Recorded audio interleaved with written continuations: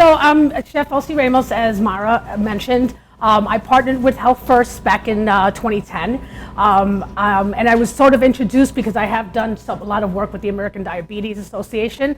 Diabetes is somewhat close to my heart. I mean, not in a good way. My mother has diabetes. And so I decided that it was a great idea to put two passions that I have together, which is cooking and also trying to do better. Who doesn't want to eat better? Like I'm not getting any younger. So, I have a love for Latin cuisine, but a lot of our food, although it's delicious, it may not be so great, like the chicharrón and the fried stuff and, So this has been a learning process for me as well. So, it's exciting for me to sort of delve into different things and learn how to, just customize the dishes because I don't necessarily want to give up, and we all shouldn't really give up much of what we like to eat. But I've learned over time that tweaking it, making just small little changes. Small little changes is all you have to do so that you don't necessarily have to feel like I'm being deprived of something, I have to give this up. And these are two great examples. What I'm gonna prepare for you today, and you will have a tasting of it. So I promise you, I think you're gonna like it a lot. Who doesn't know arroz con pollo, rice and chicken, right? Very traditional, very Spanish. I've got a nice and healthy, version for you here. And then of course, to accompany arroz con pollo is beans, correct. So two very traditional dishes, and not just Latinos, I mean just, in all of America. People love rice, I love rice and beans. And so I'm gonna show you how easy it is to just incorporate just some little changes into basic recipes, make it delicious, make it healthy for your family, and please feel free to ask me any questions. Okay, ready to get started? So we're gonna do the arroz con pollo first. Now, the basic ingredients, this is the major factor here. Most rice dishes are done with white rice. White rice has a lot more cholesterol, it's a lot more fattening. I started to use a basmati brown rice, but you can also use brown rice because this is a little bit harder to find and it's a little bit more expensive. Now, a lot of people say the texture is not all that great. That's because the brown rice, whichever form, has the bran in it. White rice has been stripped of that bran, so now you've lost all your fiber. I also noticed that, when you use brown rice, it's a filler. It makes you feel a lot fuller because everybody knows that fiber keeps you full, so you can, pretty much eat less. So it does take some time because it is a different texture. That's why I like the basmati over the brown rice, but brown rice is just as good, okay? So, to start, for my chicken, what you have here, most people used to like to use the bone. These are skinless, boneless thighs. You can find them in the supermarket. You can certainly, if you feel like being a chef and do it yourself, you could debone them yourself. The reason I use these instead of like chicken cutlets, which would probably be a lot more healthier, because it's a dark meat, it's gonna be a lot more juicier. So you don't, because chicken cutlets tend to dry out a bit, So these are nice. I've cut off all the fat. You want to leave a little bit of fat, just a little bit, because it kind of helps with the flavors to come out. So to start, and I'm going to show you, these are all such basic recipes, ingredients. So this is the basmati rice. For seasoning, I'm using some chopped garlic. We have grapeseed oil.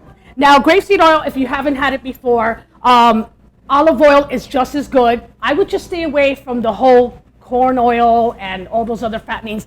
Grapeseed oil, I like it because it actually holds high heat. So you can actually fry with it. Not that I'm encouraging that, but I like to cook it because olive oil tends to burn a lot quicker. So grapeseed oil, if you can find it, it's just as expensive as, olive oil. So I'm gonna add a little bit to my caldero here, my little tiny caldero. Isn't it cute? I got it in Puerto Rico. Yes, I did. Okay.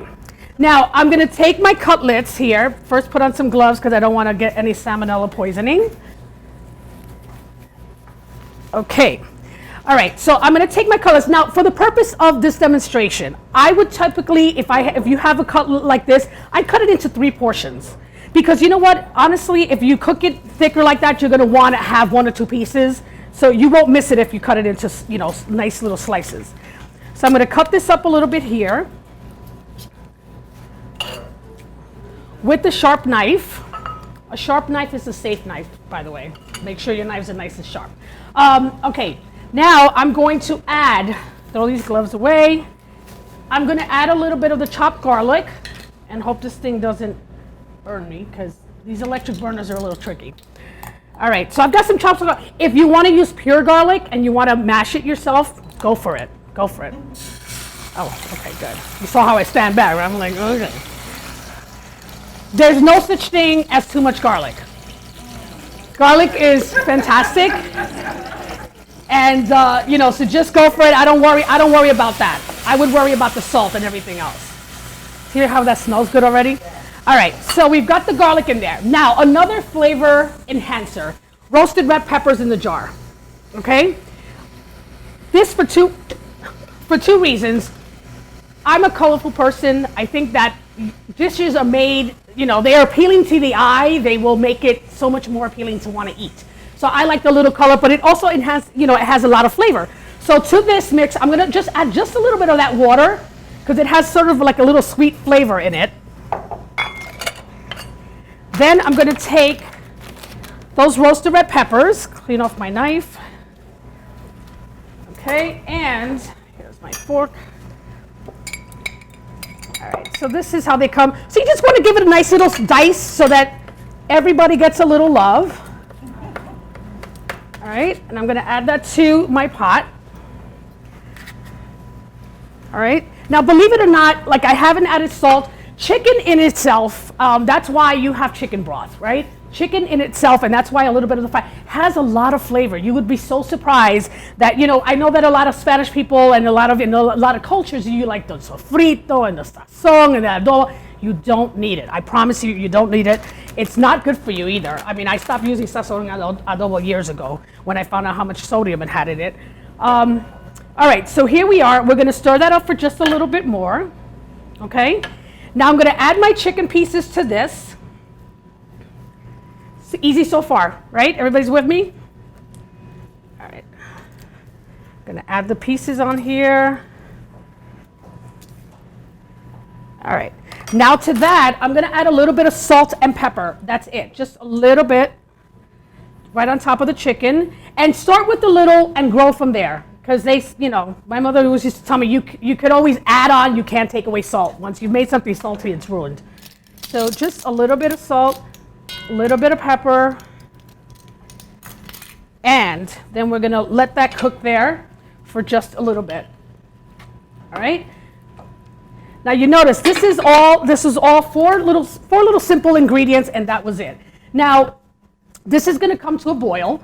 Now the next thing I'm gonna do for my basmati rice. Now for the purpose of this demonstration, because basmati rice, another bit about this, it does take a little bit longer to cook. White rice can cook for you like in 10, 15 minutes. This will take you maybe another 10 or 15 minutes. So I've already pre-cooked some rice, and this is what it looks like.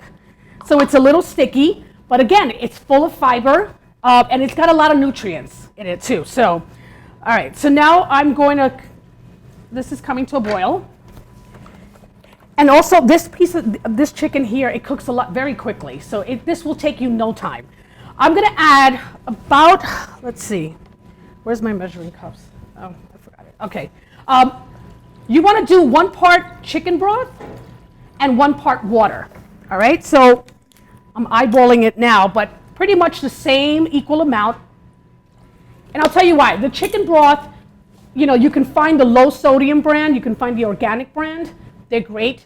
Don't use too much. Whatever amount of cooking of chicken broth you put, make sure you put some water in. It's a little concentrated, so you don't want it to taste too much like that. So, all right. So now this is going to come to a boil eventually when we get that started. Any questions so far? Are you browning the chicken before you add all that stuff? Yes.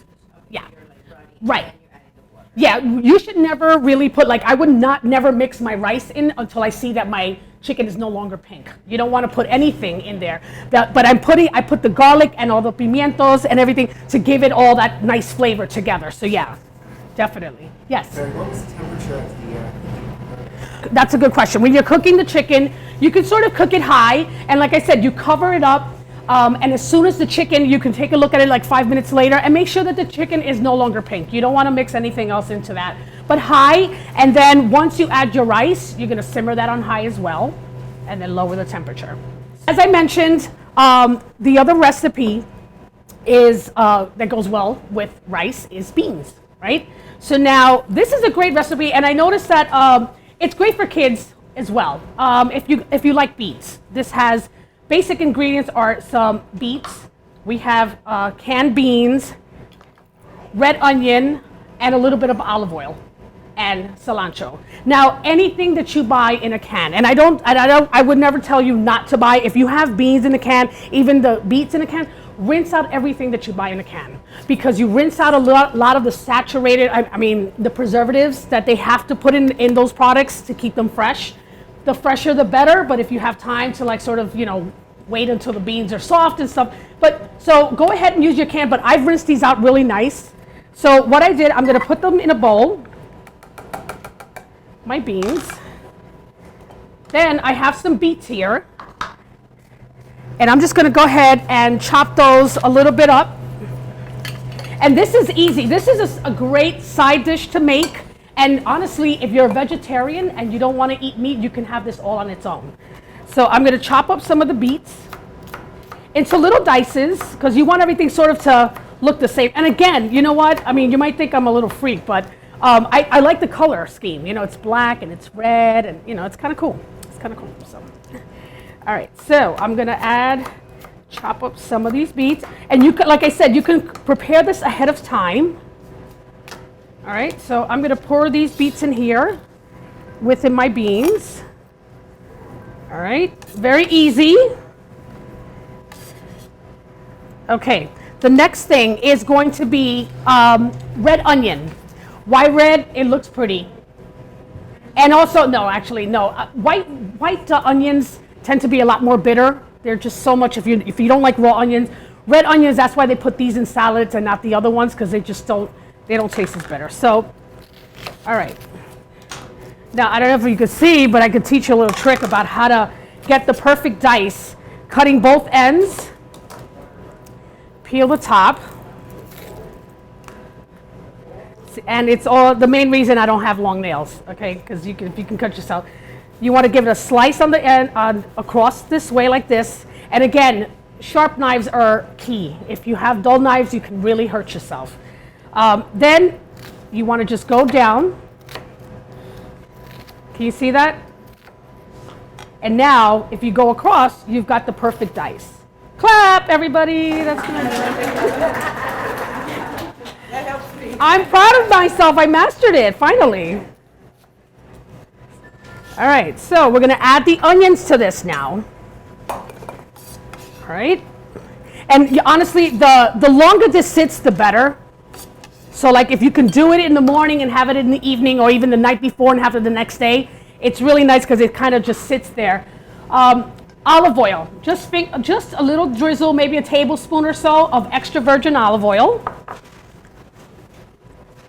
We've got a little salt, not too much, because we got a lot of flavor there with the onions.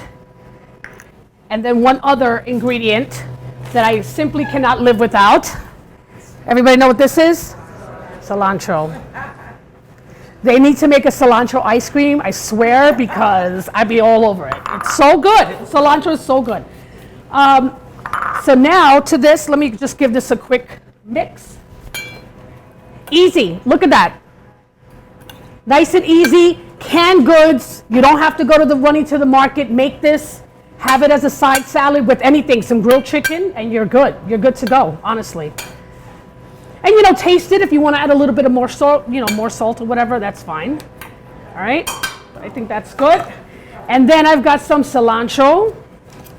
Give that just a little quick chop.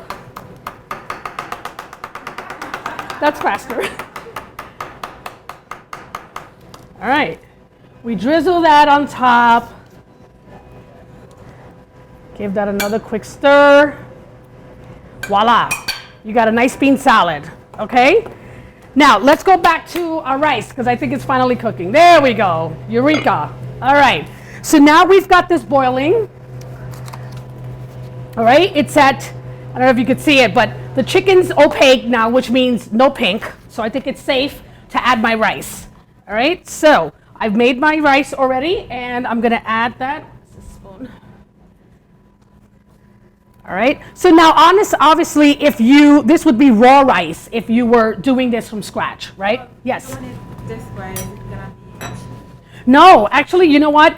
I have tried it both ways, and I was gonna say, because this takes a lot longer, you can make this ahead of time. I make this basmati rice on a Sunday, and I'll put it in the freezer and pull it in a Ziploc and pull it out. The next day, pull out half of it, steam it with a little bit of water in the microwave or even on the stovetop, and you're good to go. Yeah. So I mean, it's not going to come out mushy because your chicken's already cooked. What you're going to do is just sort of blend it all together.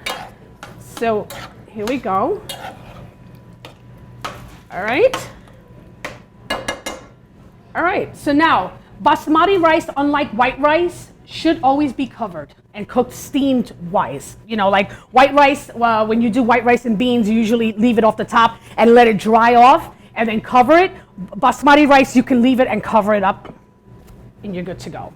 So until that cooks, I mean, do we have any questions at all?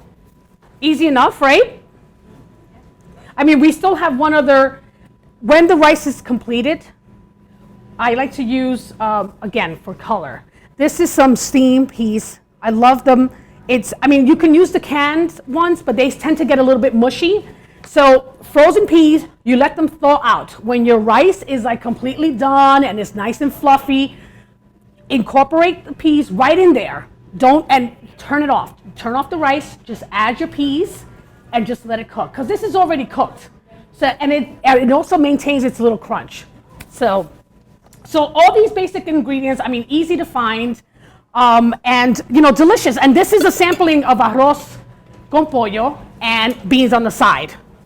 Okay, so you've actually done a really good meal. It's healthy. You've got a lot of vibrant color. You've got a lot of protein. You've got fiber. You've got so many different elements into this just one dish. So, what do you think? Yeah. You mentioned that you don't use sofrito. Yeah. Are you talking about canned sofrito or homemade sofrito? Any kind.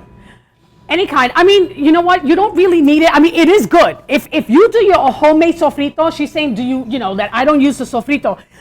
I didn't feel the need to it because I sort of added, when you think about it, sofrito is peppers and onions, right? So I've got peppers, I've got garlic, I've got cilantro, I've got, you know what I'm saying? So I've got, yeah. I mean, the best way to have sofrito is the one that you make at home, and that's with fresh produce. So by all means, absolutely. But if you have store-bought ones in the jar, of course they have preservatives. So whatever you can do fresh at home is better. But when you taste this rice, you're gonna see that you're not missing anything, honestly. So, anything else? Yeah. How much is the meal? How many servings? Well, we have the recipe cards, but this recipe you can probably feed a family of 4 to 5. Yeah.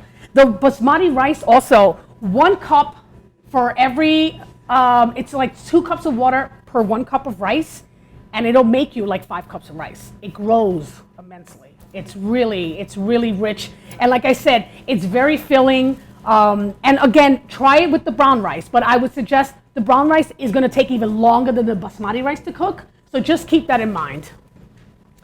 Good? We learned something? Okay, good.